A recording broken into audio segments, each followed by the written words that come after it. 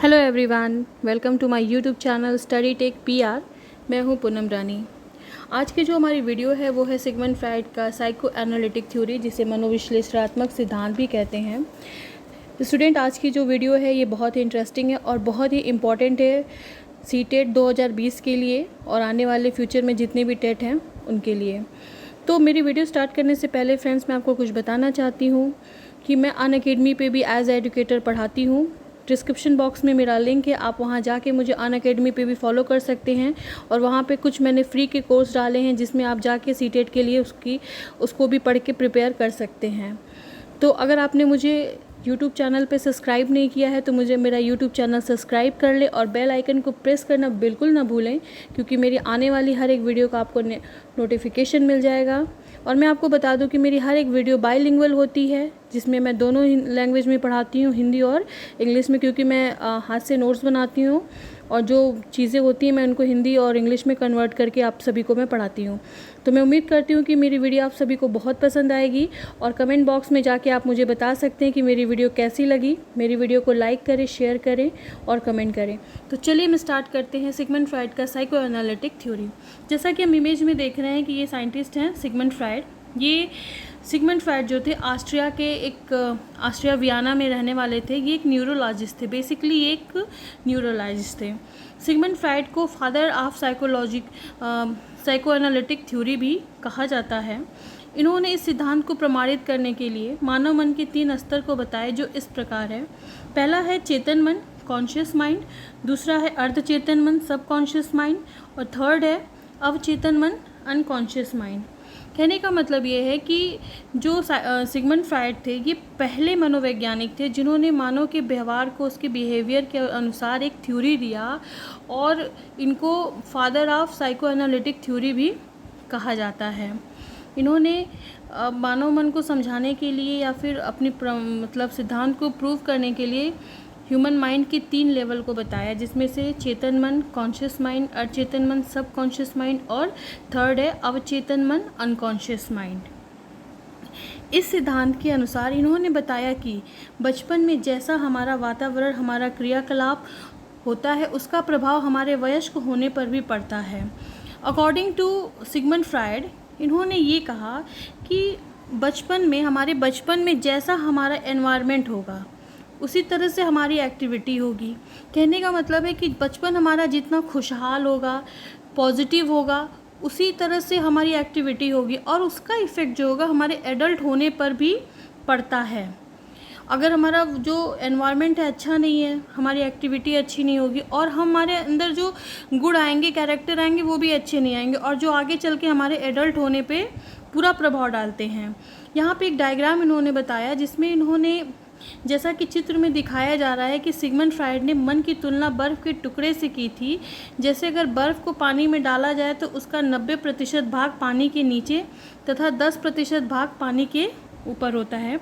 इस डायग्राम के अनुसार सिगमंड फ्राइड जी ने उन्होंने एक कॉन्सेप्ट जो दिया था, उसमें मन को एक बर्फ़ के बड़े टुकड़े से उसको कंपेयर किया था। तो जैसा कि हम डायग्राम में देख रहे हैं कि ये एक बर्फ़ का टुकड़ा है जो हमारा मन है। अगर उसको हम पानी में डालते हैं तो उसका 1/10 यानी 1/10 पार्ट जो है वो पानी के ऊपर रहता है। बाकी के जो बचे हुए 9/10 पार्ट होते हैं वो पानी के अंदर होते हैं। अब हम आगे पढ़ेंगे कि ये कैसे जो मन के तीनों लेवल से एक दूसरे से ये रिलेट होते हैं। तो पहला जो है चेतन मन, जिसको हम कॉन्शियस माइंड भी कहते हैं, ये हमारे मन से संबंधित होता है। यहाँ पे वर्तमान होना चाहिए था, ये मिसप्रिंट हो गया है मेरे टाइप करने में, तो सॉरी मैं इसके लिए। ये हमारे वर्तमान से संबंधित होता है, क्योंकि हमारे मन का 1/10 भाग होता है तथा ये तत्कालीन ज्ञान से संबंधित होता है। तो कहने का मतलब है कि जो चेतन मन होता है, कॉन्शियस माइंड है, ये हमारे प्रेजेंट से, जैसे अभी मैं पढ़ा रही हूँ और आप पढ़ रहे हैं, तो ये जो हमारा चेतन मन है, ये इस समय हम अपने चेतन मन से काम ले रहे हैं, तो ये हमारा तत्कालीन ज्ञान होता है। और ये सिर्फ हमारे माइंड का 1/10 पार्ट होता है। कितना होता है? 1/10 पार्ट होता है। अब हम आगे बढ़ते हैं। अर्धचेतन मन, अनकॉन्शियस माइंड। इस माइंड में क्या होता है कि व्यक्ति अचानक भूल जाता है और बहुत जो भूली हुई चीज़ होती है उसको हम बहुत ही प्रयत्न करते हैं तो याद आ जाता है। फॉर एग्ज़ाम्पल, जब हमारे एग्ज़ाम होने वाले रहते हैं तो हम बहुत ज़्यादा पढ़ते हैं, हर सब्जेक्ट की पढ़ाई करते हैं, और होता ऐसा है कि हम इतना ज़्यादा पढ़ लेते हैं कि प्रेशर में, एग्ज़ाम के प्रेशर में और उसके टेंशन के कारण हम अक्सर पढ़ी हुई चीज़ें एग्ज़ाम हॉल में भूल जाते हैं, और जब हम पेपर देखते हैं तो हमको वो याद नहीं आता है।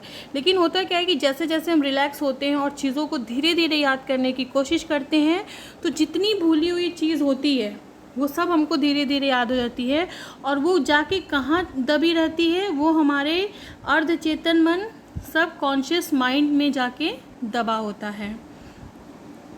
थर्ड है हमारा अवचेतन मन, अनकॉन्शियस माइंड। ये हमारे पूरे माइंड का कितना होता है, 9/10 पार्ट होता है, सबसे ज़्यादा भाग होता है ये, और ये भाग चेतना में नहीं होता है। डायग्राम में हमने देखा कि जो पानी के अंदर डूबा हुआ है, मतलब ये एक तरीके से हम कह सकते हैं कि हमारे माइंड का डार्कनेस होता है, मतलब वो जगह होती है कि जहाँ पे सब कुछ अंधेरा होता है। इसको ऐसा भी कह सकते हैं कि दमित दुखी इच्छाओं का भंडार होता है, ठीक है। और अर्धचेतन मन जो होता है, जो हम लोगों ने सब कॉन्शियस पढ़ा था, कॉन्शियस माइंड और अनकॉन्शियस माइंड के बीच की कड़ी होती। हमने बर्फ़ का टुकड़ा ऐसे देखा पानी में, तो ये हो गया कॉन्शियस माइंड और ये हो गया अनकॉन्शियस माइंड, और ये जो बीच वाली लाइन गई है जहाँ पे हम चीज़ों को भूल जाते हैं, वो होता है हमारा सब कॉन्शियस माइंड होता है। तो अभी तक हमने पढ़ा कि मन के प्रकार के हिसाब से हमारा माइंड या मन कितने प्रकार का होता है। अब हम मन के आधार पे ही हम अपने माइंड, अपने स्वभाव के आधार पे फ्रायड ने पर्सनालिटी को 3 भाग में डिवाइड किया। पहला है ईड यानी कि ईदम, दूसरा है अहम यानी कि ईगो, और तीसरा है परा अहम यानी कि सुपर ईगो। और ये स्टूडेंट बता दूं कि एग्ज़ाम के पॉइंट ऑफ व्यू से बहुत ही इम्पॉर्टेंट है कि हमेशा इससे क्वेश्चन पूछता रहता है, तो बहुत ही ध्यान से आप इसको समझिएगा कि जो पहला हमारा है ईड, इसको सुखवादी सिद्धांत कहते हैं, ठीक है।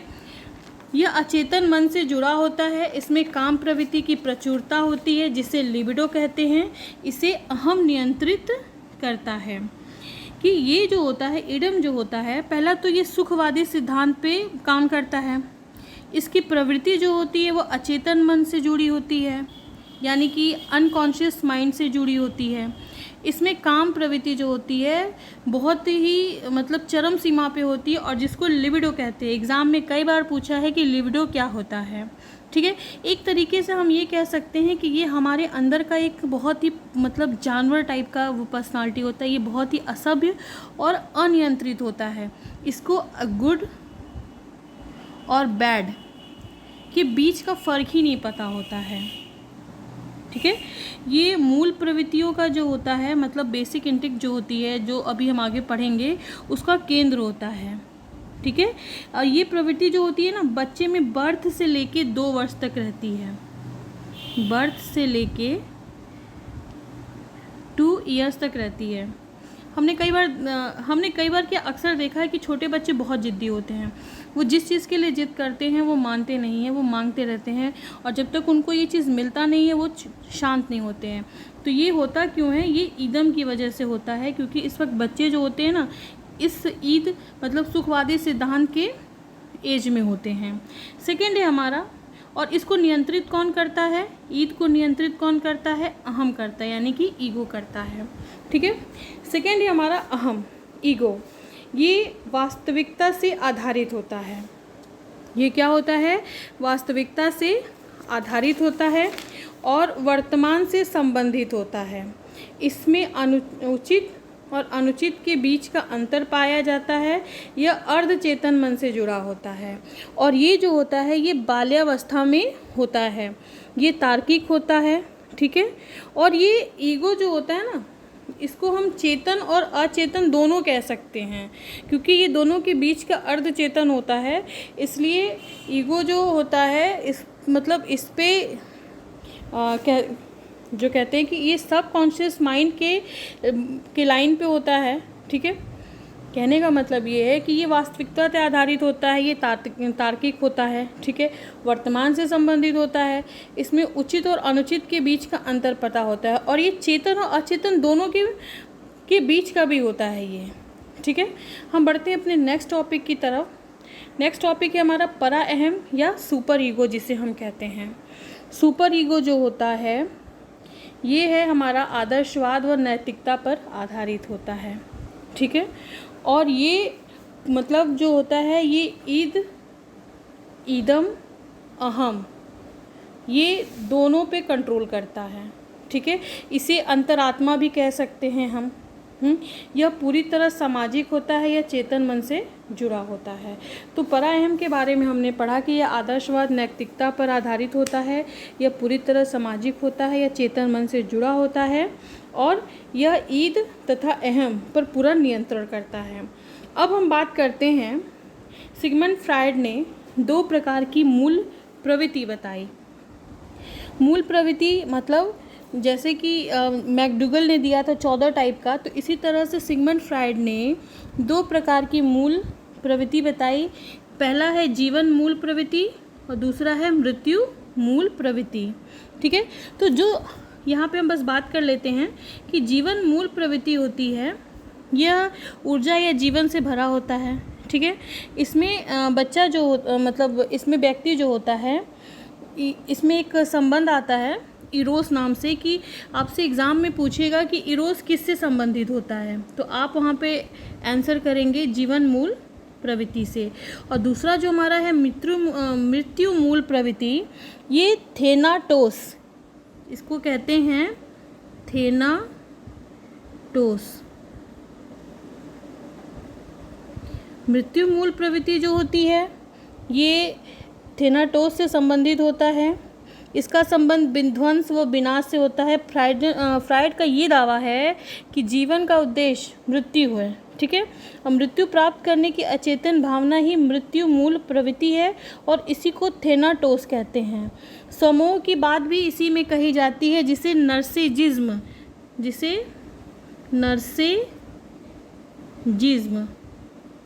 भी कहते हैं। समूह, आप ये दोनों चीज़ें नोट कर सकते हैं। और उसके बाद मैंने इसके पहले बताया कि जीवन मूल प्रवृत्ति जो होती है इसमें इरोस संबंधित होता है। ठीक है, अब हम बात करते हैं ओडिपस व इलेक्ट्रा की, कि ओडिपस और इलेक्ट्रा क्या होता है। तो ओडिपस जो है ये सिगमंड फ्रायड ने जो मनोलैंगिक सिद्धांत दिया था, साइकोसेक्सुअल थ्योरी, ये बहुत ही कंट्रोवर्सल है। और इसमें जो है इन्होंने जो भी ये सिद्धांत दिया था, उन्होंने एक स्टेटमेंट दिया था कि ओडिपस और इलेक्ट्रा जो है, इसमें ओडिपस जो होता है वो लड़का जो होता है वो अपनी माता की तरफ आकर्षित होता है, और इलेक्ट्रा में लड़की जो होती है वो अपने फादर की तरफ आकर्षित होती है। तो इसमें ये पूछ सकता है कि ओडिपस और इलेक्ट्रा में क्या होता है। तो ओडिपस में जैसा कि यहाँ डायग्राम में हम देख रहे हैं कि लड़का जो है माँ से अटैच है और लड़की जो है अपने डैड से अटैच है। तो आज की वीडियो में बस इतना ही, और मैं उम्मीद करूँगी कि आपको मेरी वीडियो काफ़ी